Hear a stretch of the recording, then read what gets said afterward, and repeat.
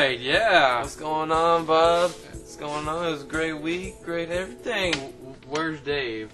Where's Dave? You know, I had to tell you, it sounds unbelievable, but I saw him. He's trying to save this. There's a nice little cat in the middle of the road. Pulled the flash, he ran out. You don't know what? He got in a little car wreck. Oh, no way, huh? True story. Nah.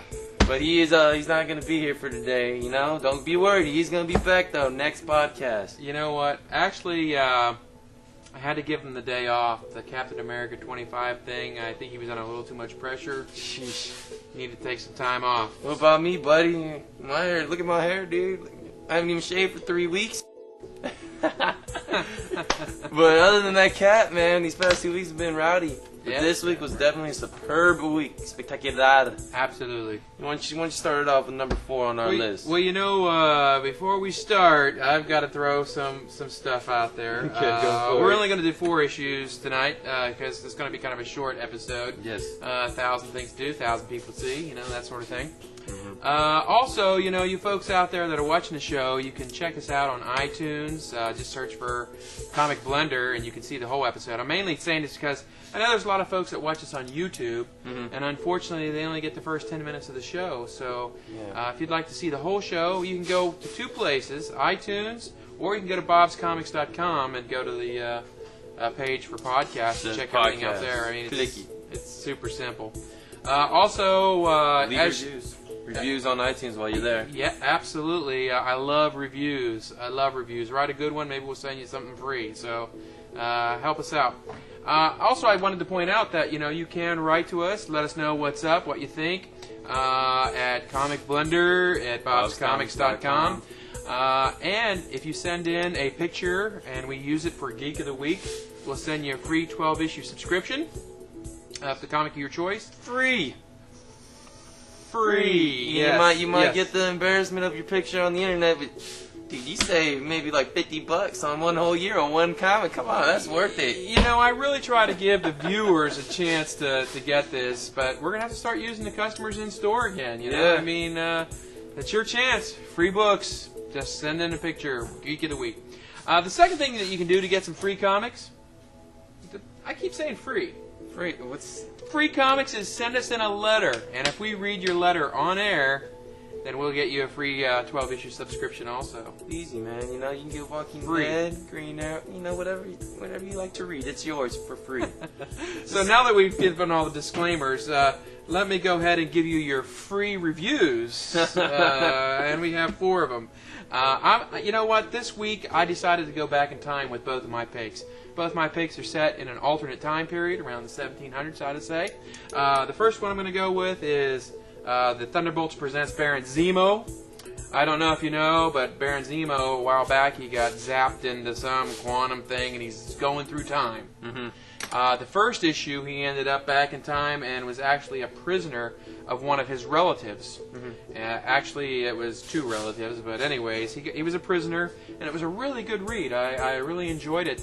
We found that he kind of convinced the younger relative to do off with his dad and take charge, and he kind of taught him some morals and some values and so forth. It was really a really good story. Now, this one here, we find he's time traveling yet once again.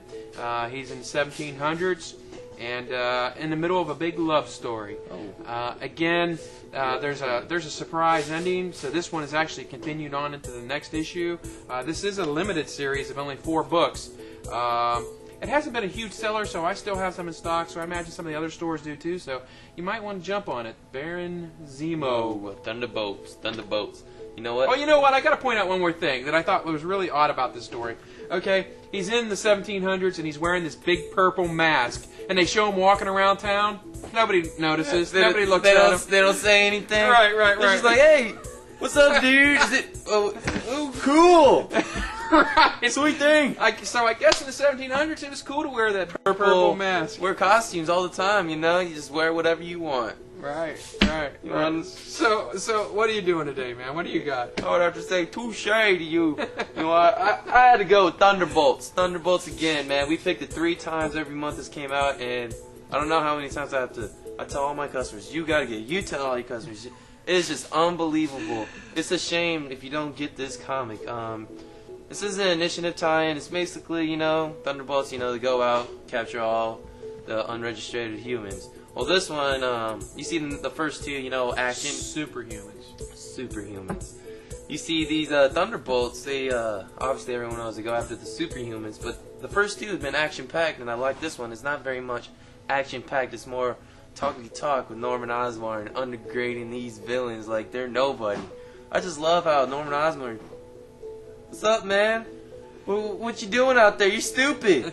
You're stupid. Right. You know? And then he's taking his little medication, you know. You should say, Parker.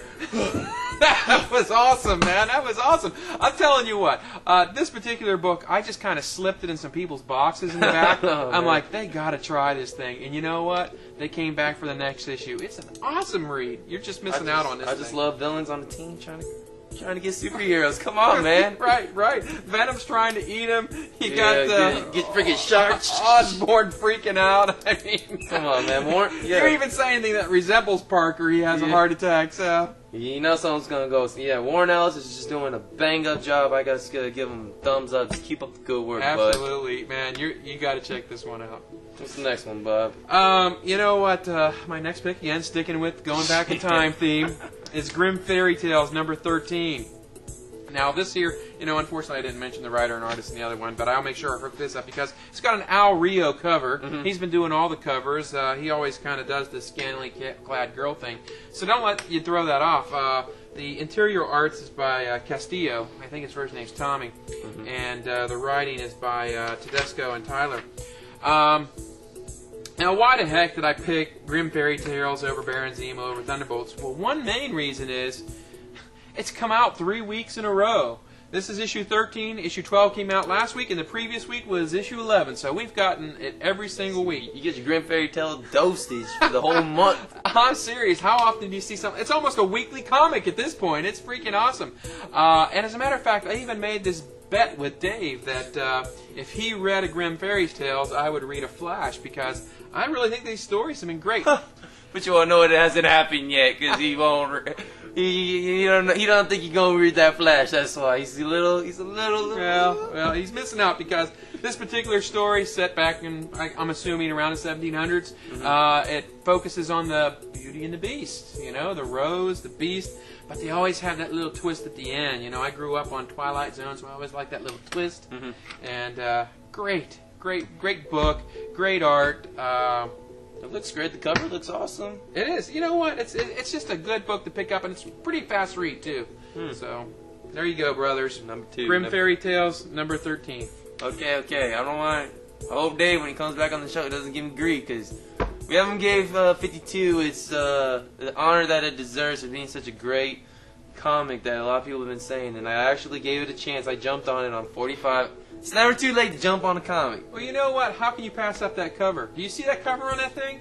He's just like, it's not for death. I'm gonna kill someone.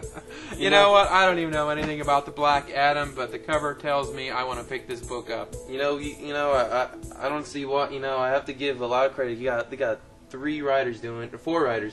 Jeff Johns, Grant Morrison, 2 well-known writers, Greg Rucker and Mark Wade. You got the artwork going with Keith Griffith and Chris Batista. You know, it's great combination, great teamwork by all of them to do 52 comics. You know, I loved it. You know, co-worker of I told me there's some great action with Black Adam. I'm sorry, Black Adam's just doing some great action. What's going on is they killed off his wife and his brother. He's out for some revenge, dude. I don't think he's a guy you want to mess with. I've seen his click. Yeah, he's hero click. Get that hypersonic, it would hit you for 5. It's great, you know. Gotta get it. You know, Black Adam. You know, I'm loving this because Black Adam put some hurting on the. What's the team called? Death something. I don't know. I haven't been reading 52. This is my first time reading that 45 issues. So give me a break, guys. Give me a break.